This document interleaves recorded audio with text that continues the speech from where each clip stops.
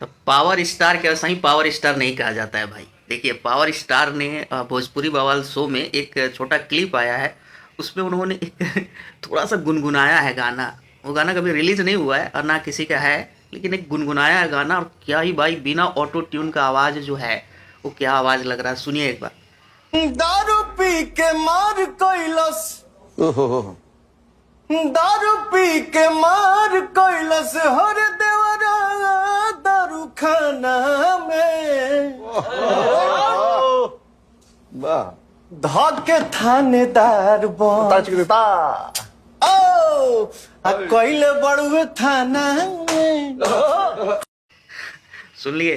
तो भाई देखो, पावर स्टार को ऑटो ट्यून और स्टूडियो का ज़रूरत नहीं है। वो जहाँ खड़े होकर गा देंगे ना भाई, एक गुनगुना देंगे ना, वो वही हिट हो जाएगा। और ये लाइन पक्का हिट होने वाला है, और बहुत ज़बरदस्त गाए हैं भाई साहब। आप लोग कैसा लगा तनिक कमेंट में झाड़ के बता दो लोग। बाकी जय भोजपुरी, हर हर महादेव।